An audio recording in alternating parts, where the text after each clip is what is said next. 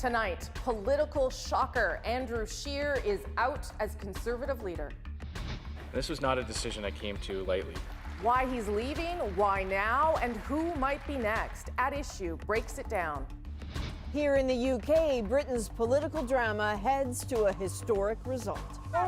With their very future in the balance, voters take a decisive step. Also tonight, parliamentary office politics puts Jody Wilson-Raybould back in the spotlight. And a grim recovery effort is partly completed. People are putting themselves on the front line to do the right thing. Officials collect the bodies of 6 people killed by a New Zealand volcano. This is The National.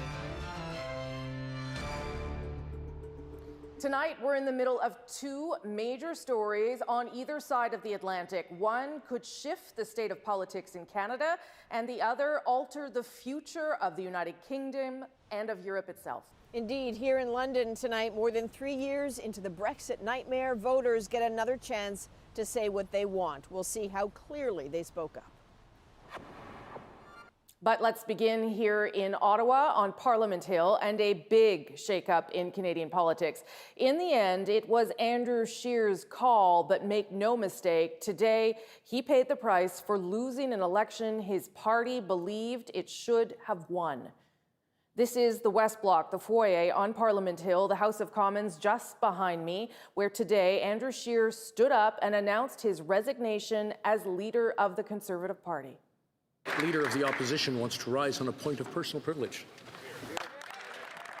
Standing up in the House of Commons, Scheer said he needed to put his family first. But as Hannah Thibodeau explains, there was a whole lot of pressure coming from inside his own party. I will be resigning as the leader of the Conservative Party of Canada. It seemed inevitable, but still came as a shock. Andrew Scheer says the job was taking too high a toll on him and his family. This was a decision I came to after many long, hard conversations with friends and family over the past 2 months since the election campaign. Many Conservatives blame Scheer for losing the election, in part because of his beliefs on abortion and same-sex marriage. But he stood firm as calls for his resignation grew louder. I am staying on as leader. I am fighting the fight that we need to fight on behalf of Canadians. In fact, just last week, Scheer and the party hired a new pollster to figure out what it would take for him to keep his job at the April leadership review. But today, word spread that the party was paying for his children's private school tuition, and some viewed that as indefensible. People felt that this was unacceptable and inappropriate. These were not moving expenses. This was a lifestyle subsidization. When you make the accumulation of bad decisions, at the end of the day, we lost confidence in Andrew Scheer. With opposition like that, it was poised to be a brutal few months. And so today, this announcement was framed as party unity. And as our party begins to embark on this exciting opportunity, electing a new leader, my only ask to my fellow Conservatives is this: let's stay united. Hear, hear. Hear, hear. Tonight, Conservative caucus voted unanimously to allow Scheer to stay on as leader until a new one is chosen. Preparations for that race will start right away. And Hannah joins me now in the foyer. So Hannah, obviously whatever changed, it changed sort of within the last week or so. Right, so what Conservative sources are telling me, Rosie, is just recently what drove Scheer to this decision was a conversation that he had with his teenage son, and that he realized he didn't know him well enough. So that's one of the reasons, but there could be other reasons as well. I was talking about that pollster they hired just last Thursday. I think Scheer was hoping to get some good news from that pollster, but by the decision he made today, it looks like he didn't get it. Okay, Hannah Thibodeau in Ottawa tonight. Thanks, Hannah. Quite welcome. After Andrew Scheer stood up and spoke in the House today, his political opponents did too, praising him for his dedication to Canada and to his family.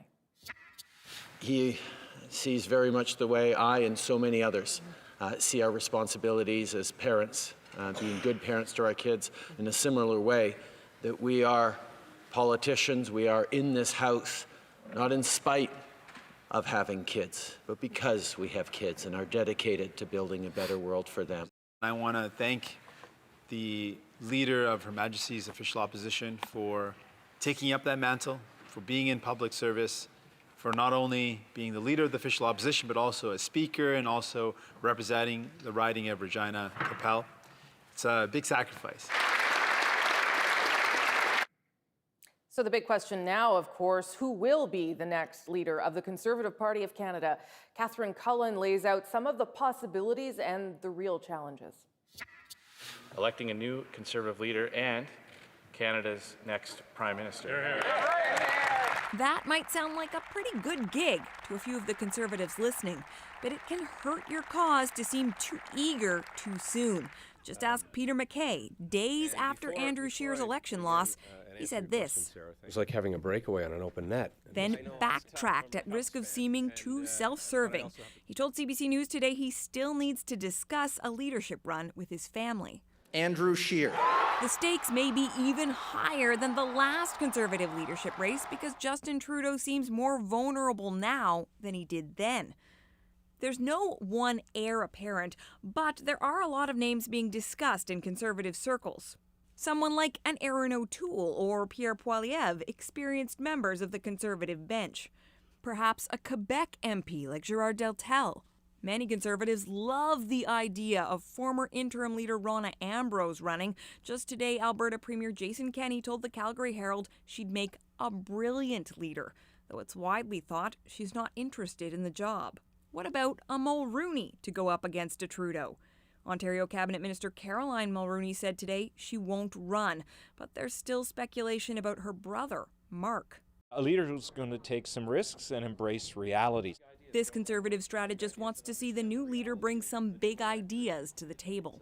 I think you can be bold and courageous and take positions that allow people to support you as opposed to having people fear you. But you know who might be most excited about a Conservative leadership race? Justin Trudeau, at least for now. That's because another leadership race will eat up Conservative Party donations and pretty much guarantee there won't be an election anytime soon. Catherine Cullen, CBC News, Ottawa. We'll, of course, have a lot more on Scheer's resignation a bit later in the program with At Issue. Andrew, Chantal, and Jason Markusoff will join me to look at why now and what's next for the Conservative Party. You'll find them in about 20 minutes' time. Just across the street from where I am, there's a more low-key drama playing out. It's a fight over office space.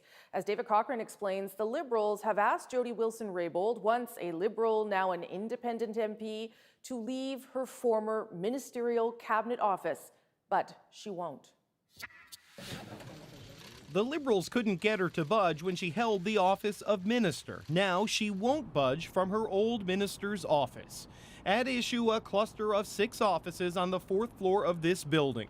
Twice the space a normal MP gets. In parliamentary terms, it's a ministerial suite. So I'm not trying to prevent somebody from having or being out in the cold without an office. I'm just trying to find a reasonable solution. Wilson-Raybould calls the move request petty, but she's a non-minister occupying a ministerial suite which the government needs. Minister of Northern Affairs. For this minister, Dan Vandel, a Métis from Manitoba and the new Minister of Northern Affairs.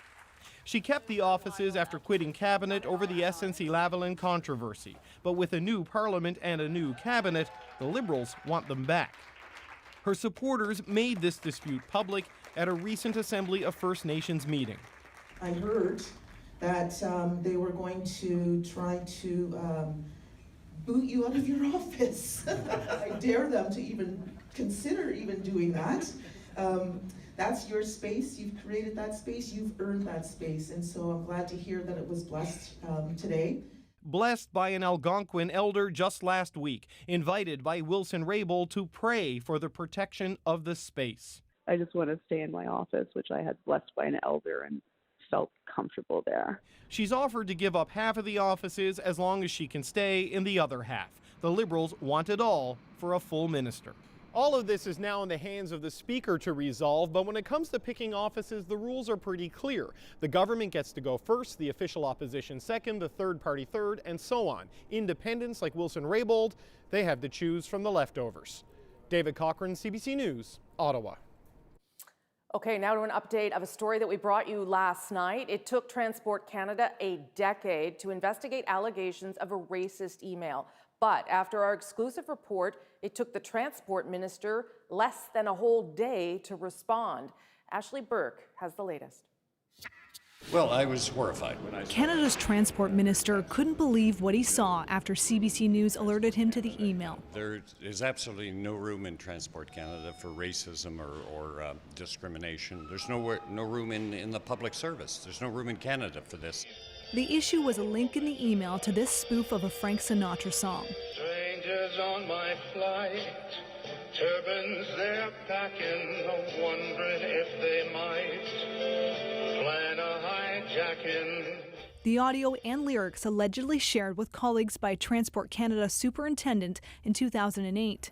Their department makes sure airlines comply with Canada's no-fly list.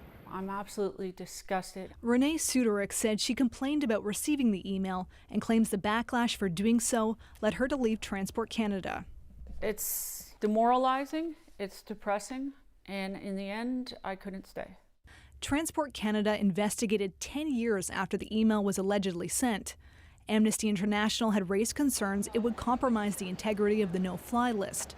The department won't release the findings of the investigation, citing privacy. Now the minister in charge says they will reopen the investigation. So that we understand the full story that's here, because we think, based on your reporting, that there is some more information out there that we need to gather. What I hope as a result of this is that the truth wants out. On this issue and on related issues, it's taken 10 years, but it's never too late, and it's never the wrong time to say the right thing. Today, Transport Canada's Deputy Minister emailed all 5,800 of its employees about the CBC News story, reminding them that discrimination will never be tolerated and encouraging them to watch another video about integrity in the workplace. Ashley Burke, CBC News, Ottawa. Great reporting by Ashley there, and we'll continue to stay on this story to see what that new Transport Canada investigation uncovers and what results from it, of course.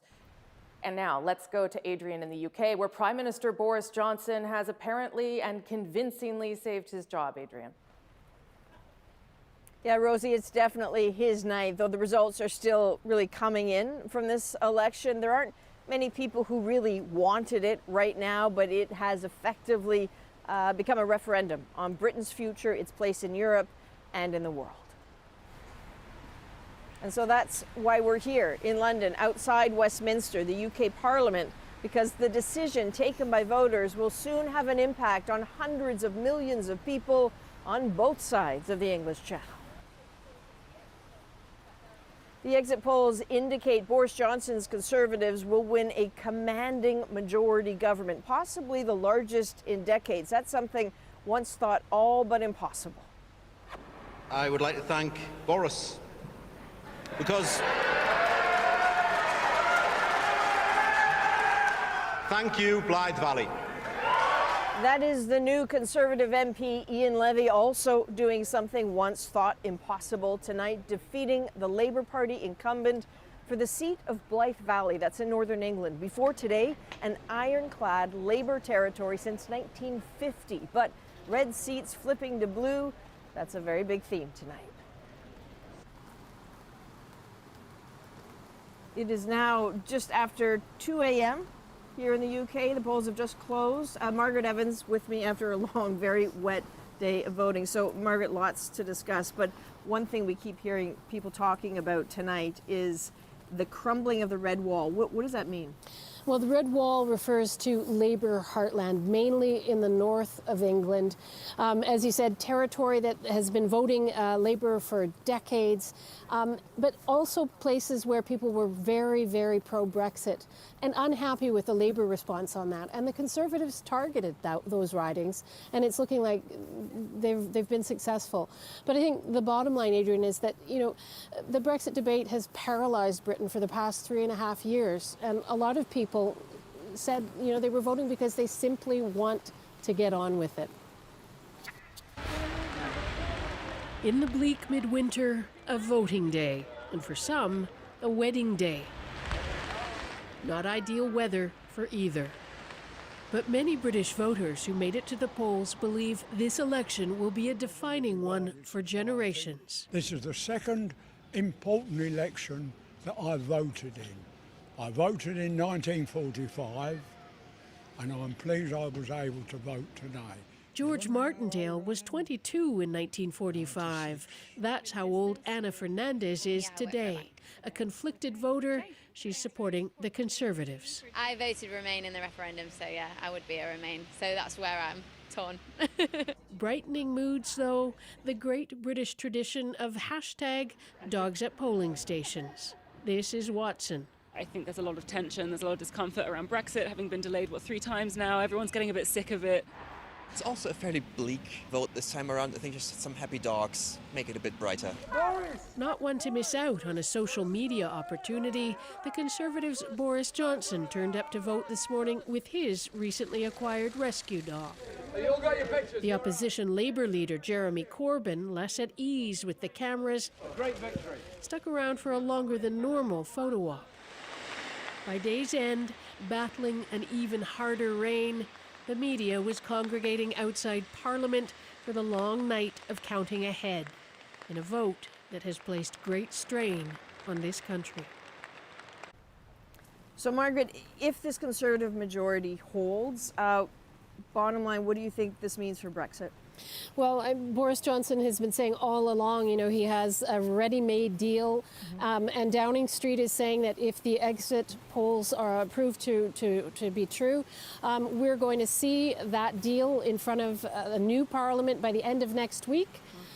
Going through that Parliament, and that Britain will be leaving the European Union on January 31st. And after that, he's saying he's going to negotiate a new trade deal with the EU in 11 months. But the EU's chief negotiator has already said that's unrealistic, so stay tuned. Okay, very briefly, when the sun eventually cuts through this rain, it sounds like tomorrow the story is going to be about Labour. What happened?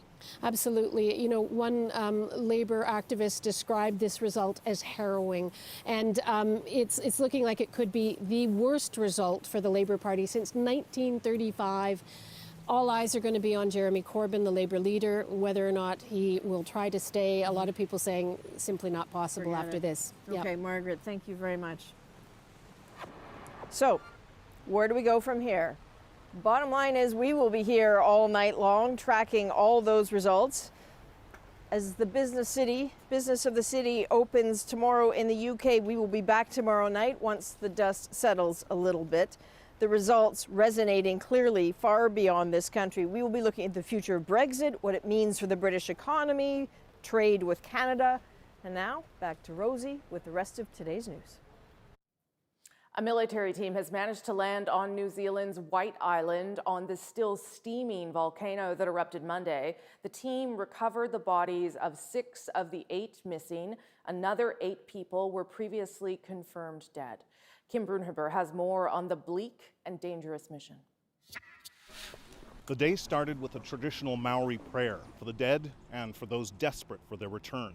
It's making a rose out of harakeke flax, and it's going to make a bouquet to put on the fence down there with the rest of the flowers. Frustration was mounting. We are now living with a growing sense of desperation to bring home those that we know are there and those we love.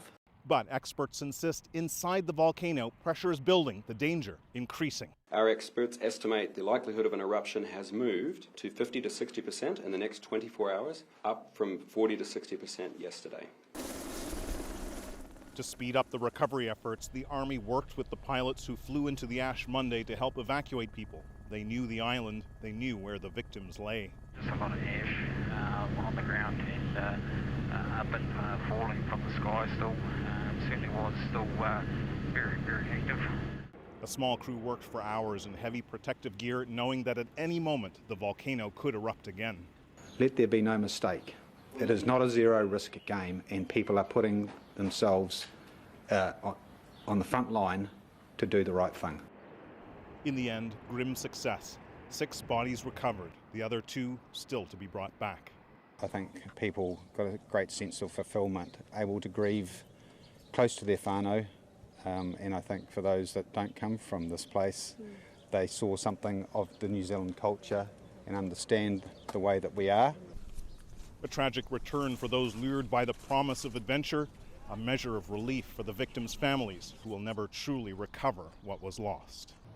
Kim Brunhuber, CBC News, Los Angeles. There's more news still ahead on The National, including new details about that fiery train derailment in Saskatchewan.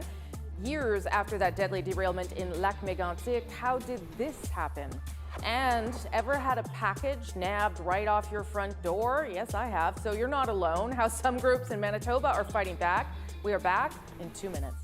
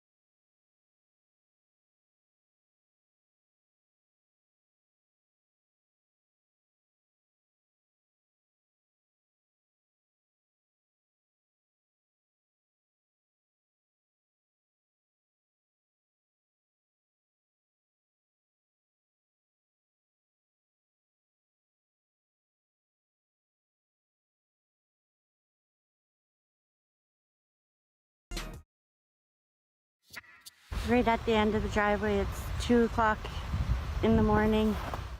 Monday's fiery train derailment in rural Saskatchewan has left a huge mess. Investigators say more than 1 million liters of crude oil leaked from the cars. Cleanup is underway, and so too is an investigation into how this happened.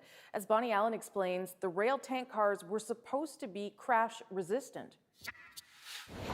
Cleanup crews pick over the carcasses of gutted tanker cars as Transportation Safety Board investigators figure out how this happened. A CP rail freight train traveling the speed limit, about 72 kilometers per hour, initiated its emergency brakes. We don't know why yet. 34 cars derailed and 19 were punctured, dumping 1.5 million liters of crude oil in the ground and atmosphere. Kind of hard to describe because it was nighttime when we got there, and it was just a large ball of orange fire. The fire burned for 24 hours. We're not used to rail disasters of that size. Trains carrying oil are already back on track, but CP Rail is on the hook to clean up the surrounding mess and answer some questions. It doesn't own the rail cars, but says they've been modified to protect against punctures and damage in the case of a crash or fire. New regulations came into effect after the Lac-Mégantic rail disaster that killed 47 people. Railways must use stronger, more crash-resistant rail cars. These are not the best on the market. They're retrofitted, not the newly built and thicker rail cars recommended for enhanced safety. Generally, railways are very slow to adapt to change, and they don't like being told by regulators what to do.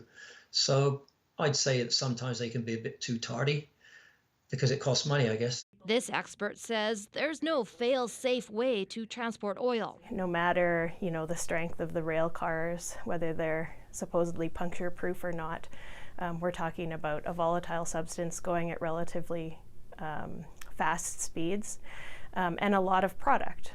She says only the luck of this rural location prevented fatalities or environmental disaster.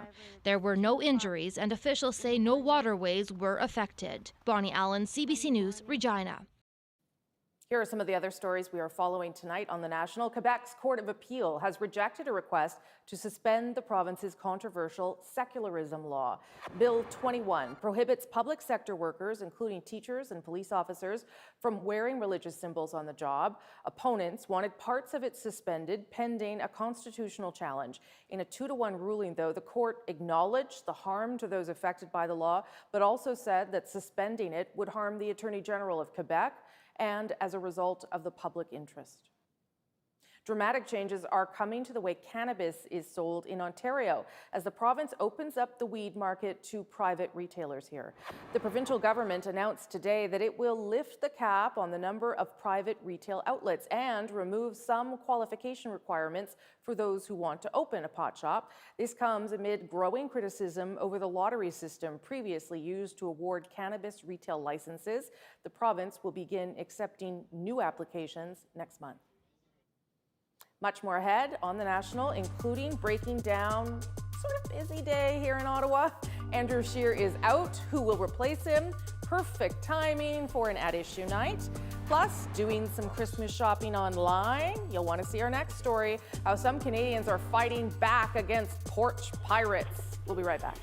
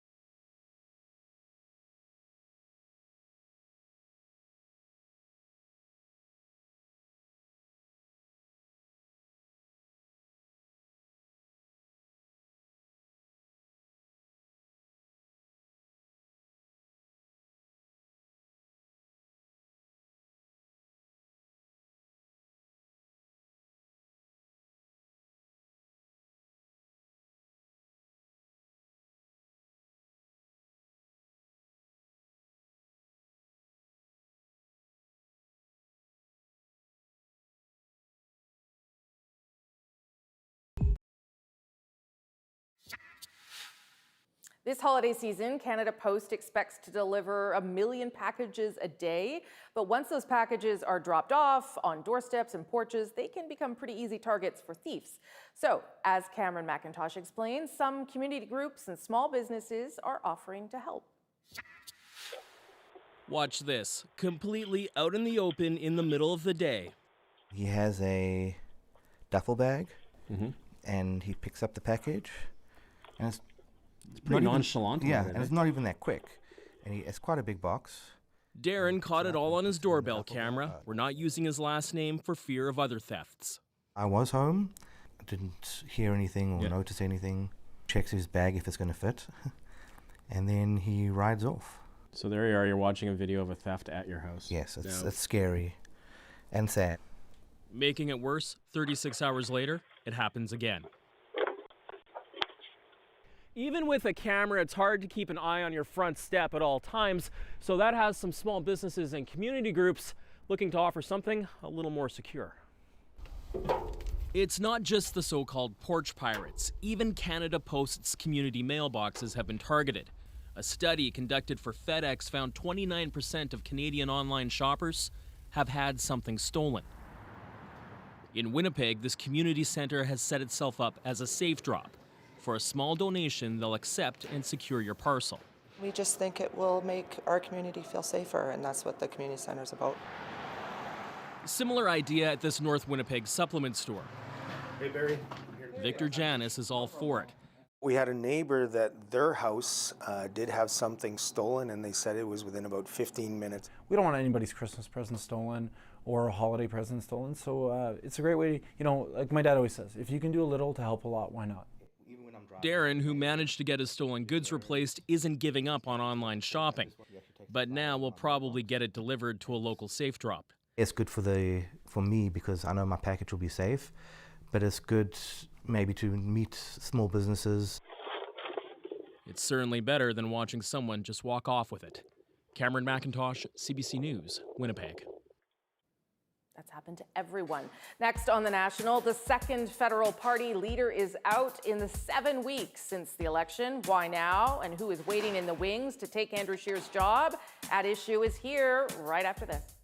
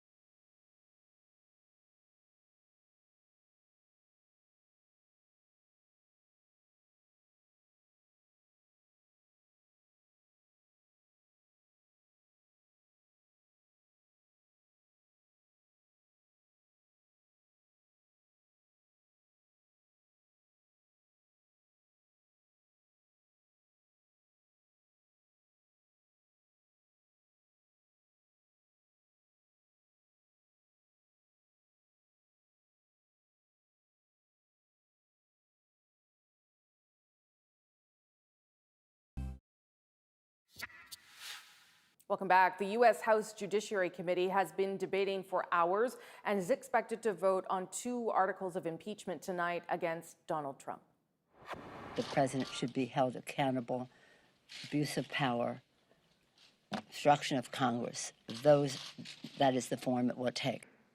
The articles are likely to be sent to the Democratic-controlled House for a final vote next week. That is expected to make Trump the 3rd president in U.S. history to be formally impeached. He would then go on trial in the Republican-controlled Senate, which is unlikely to find him guilty. And in New Jersey today, officials said they are now investigating Tuesday's shooting at a Jewish grocery store as a hate crime. I can confirm that we're investigating this matter as potential acts of domestic terrorism, fueled both by anti-Semitism and anti-law enforcement beliefs. New video shows the moments before the attack. 2 armed suspects get out of a rented U-Haul and make their way into the store. That's when the pair holed up and began an hours-long standoff with police. In the end, 6 people, including the suspects and a police officer, were killed.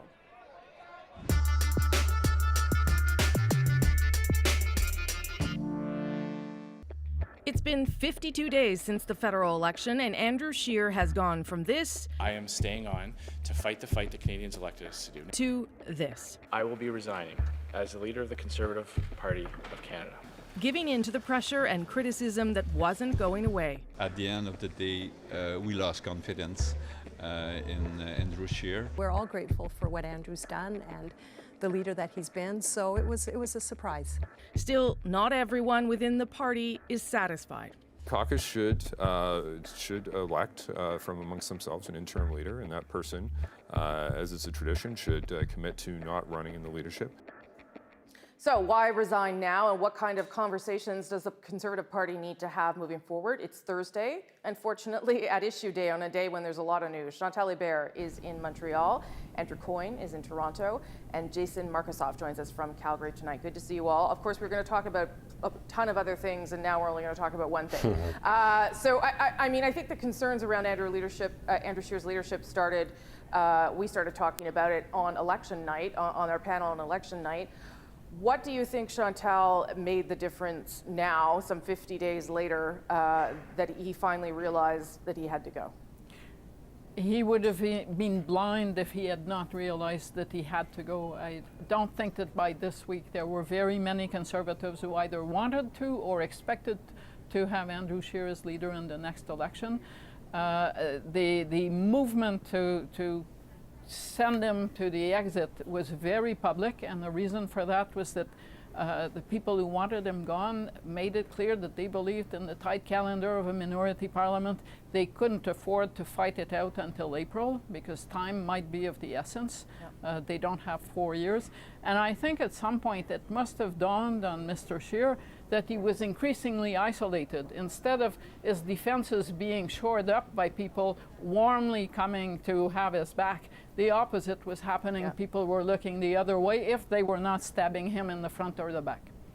Yeah, I mean, Andrew, it became difficult to, no one was in caucus was overtly saying you got to go, but there was no one saying please stay either. And I don't know how tenable that is for how long. Yeah, in a way, this is a blessing in disguise for him as much as for the party. Right. What they were looking at otherwise was 6 months of the nastiest possible political warfare. Today's broadside about his, use of party funds for his children's education, I think, was, suspiciously timed, shall we say. But again, probably better to go out that way than having been essentially shown the door by much of the party. He, as Chantal said, he didn't really have a constituency that would stand by him through thick and thin in the party. The social conservatives were no more willing to stand up for him than the anti-social conservatives. And when you're in that situation and nobody is really coming out saying you got to stay, then it's over. Jason?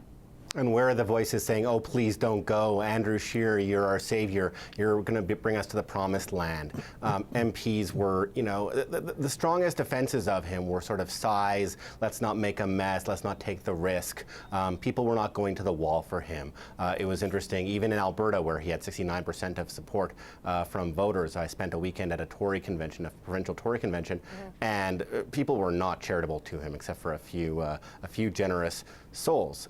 This this gives everybody in the Conservative Party and people watching it a Christmas break, not have to worry about won't he walk in the snow, or it also prevents a potentially very brutal vote in April. I was at in Edmonton a few years ago when Paul Mulcair got below 50%, and I have a feeling that this was a slow march to some embarrassment like that. So as Andrew says, this saves them a lot of embarrassment and rips the Band-Aid off. I should say at the end of that clip pack there, you saw Corey Tanaik, Stephen Harper's former director of communications, say he wanted him gone altogether. Caucus has decided to keep him as interim leader. So he is there until there's another leader picked or unless things change. Chantal, what does this do? Because it seems to me there's an opportunity now for the party that maybe there wasn't going to be if they had to worry about review in April. What opportunity is there now for them? And that is why the people who wanted to push him out wanted him gone before the end of the year, so that the time is used to get on with the harder part of the job. I would argue that this was the easy part. This is a leader that is not completely the problem, but that people have come to believe will not be part of the solution. But the problem is still there. This is a party that needs to unite behind someone who actually forces some fairly serious constituencies within the Conservative movement to come around to different positions than the ones that Andrew Scheer fought on. So if the notion in Conservative circle is that they just need a better salesperson, I suspect this will be all for nothing, but I think elders in the party understand that, and that they want the next leadership campaign to be different from the 13 ballot happy dozen running for the leadership. We'll see how that pans out. Yeah, do you agree with that, Andrew? Do you think the party is ready to have that conversation that Chantal's talking about? I don't know. I mean, the Liberals supposedly were ready after the worst defeat they'd had in their electoral history, and instead what they did was they elected Justin Trudeau so they wouldn't have to go through some of that really searching, rethinking. It worked out for them, though. Well, in a sense, we'll see what happens after Trudeau. True. They were reduced to 33%. I think that's the concern. It has to be for a lot of Conservatives is, do they take the opportunity here, or did they just try and grab an acceptable face and redo the same thing over? And I can't guarantee they will. They've got an opportunity here. The temptation will be either to do that and just put a new, fresh coat of paint, or people will be urging them, what you got to do is move over to the left, move to the middle, and redo yourselves as essentially the Liberal Party light. I think if you're going to be in the Conservative Party, it's because you'd like to do things differently than the Liberals. But you've got to make yourself relevant. You've got to be addressing yourself to the issues and concerns that are on the minds of today's voters, and not just simply rehashing old formulas from 20, 30, or 40 years ago. And that they have not done. The signal failing, of course, on climate change, where there was a distinctly conservative option available to them, which they simply punted on, and these and other issues, they've got to start updating conservatism, not jettisoning it, not watering it down, but updating it and applying it and speaking in a new language that can make it fresh for a new generation of voters. And Jason, that is possible. Like, surely there is a way to come up with a conservative climate plan that is appealing to Canadians. It's going to be a first in Conservative history. This is going to be a Conservative leadership race where climate change and LGBTQ rights are major issues. If not being espoused by all the party leaders having a plan on those, certainly that'll be the questions from media, and certainly it'll be high demand in certain pockets of the country, urban Canada, Ontario, Quebec. The challenge for the Conservatives, I mean, the stakes are incredibly high this time. In 2017, it was the post-Harper leadership election, and people sort of were resigned to the idea that Trudeau probably has a second term. In this case, they are going to be very confident that this next guy has a legit shot of turning the Liberal minority into a Conservative minority or majority. So it's going to be intensely fought. Just look at the apparently internal party knifing of Andrew Scheer with this whole private school thing. It seemed like certainly that was friendly fire from the Conservatives, and I expect that's just the start of things to come in a race. So, and maybe you'll hate me for asking this, but what kind of leader then does the Conservative Party need if they want to do the things that you're all talking about, sort of modernize their way of thinking and beat a Justin Trudeau? What kinds of people should they be looking at, Chantal? They need, I believe that the only kind of person that can bring the party around, for instance, towards the mainstream on climate change rather than the perception that they're against climate change. Yeah. It has to be someone who has trust and has a constituency in Western Canada. That it cannot be someone who comes from Quebec or a Peter MacKay that says, well, here we are and the Red Tories are back in charge. I don't believe that's going to work. I entirely agree with that. It also has to be somebody, however, who can reach out to Ontario voters in particular. Yes. It's got to be somebody who understands the roots and nature of conservatism, who has ideas and policies and substance to them, but can present it in a way that is appealing and non-threatening, that has a moderate demeanor. People aren't looking, I think most voters, they're not looking for mushy moderatism in policy. What they want is a moderate temperament. They want somebody who's thoughtful and reflective and looks like they've been persuaded by facts and reason and can persuade others in the same way. And that's that tone and temperament that they really need. I hope it will come with the policy substance. Unfortunately, you seem to get a choice of one or the other in politics. You either get people who have the moderate temperament, or they have the policy substance, but they're pretty off-putting. The goal is to put the two together. Okay, Jason, so it doesn't sound like it's Peter MacKay who the Conservative Party should be going after. Sorry, Peter MacKay.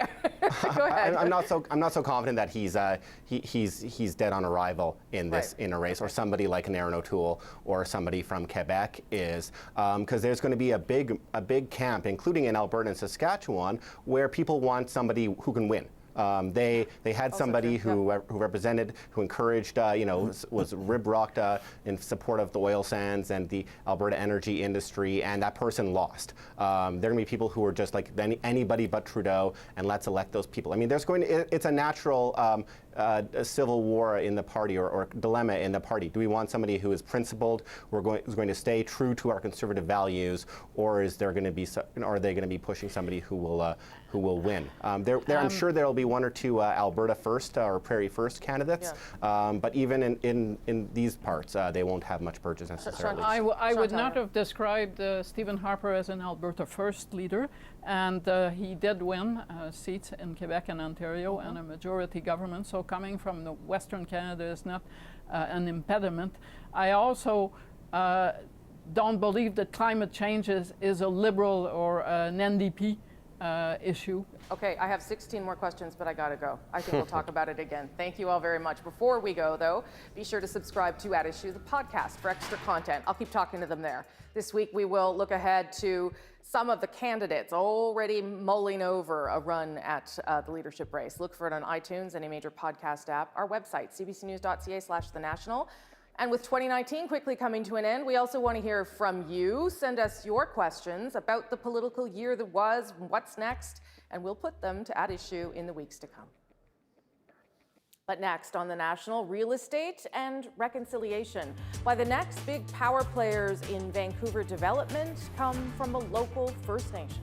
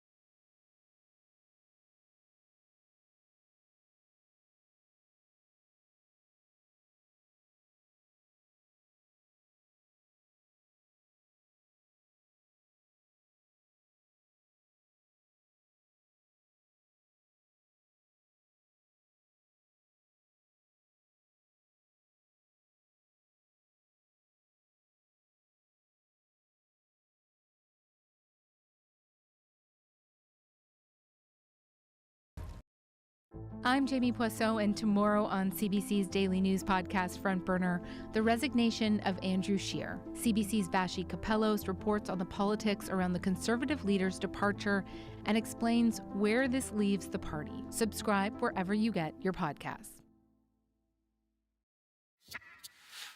A prime slice of Vancouver is about to be transformed into a sweep of modern high-rises. A local First Nation has voted to develop part of its land in a major real estate project. As Tanya Fletcher explains, others have similar ambitions. This is monumental. It's massive. It's unprecedented. It's called Sanok, a $3 billion housing development now approved by the Squamish Nation in the heart of Vancouver. 11 towers will be home to 6,000 units, most of them rentals designed to put profits back into the community. When the money starts coming in, the nation will be able to make major investments into community amenities like daycares and schools and housing. The mega project is on 12 acres of prime waterfront real estate. Because this is reserve land, it doesn't need to go through the often lengthy zoning and consultation steps, and that could mean fast-tracking some much-needed rental stock in a city still struggling with an affordability crisis. So this is now getting into serious value, serious city building.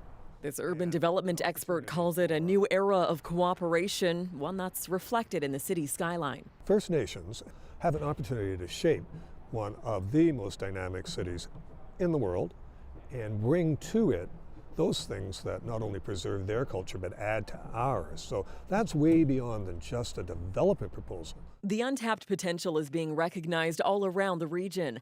MST Development Corporation is an Indigenous-led real estate company, a partnership between the Musqueam, Squamish, and Tsleil-Waututh nations. It's widely viewed as the next big power player in the industry. It's a new world for the nations all throughout Canada.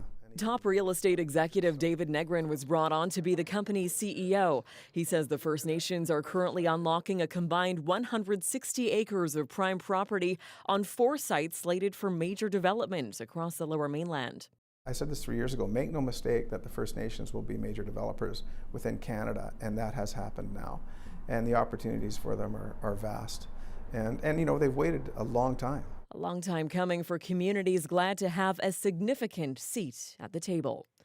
Tanya Fletcher, CBC News, Vancouver. And next on The National, our moment. A Christmas surprise for a young hockey player whose health has kept him off the ice. Get ready to shed a little tear right after this.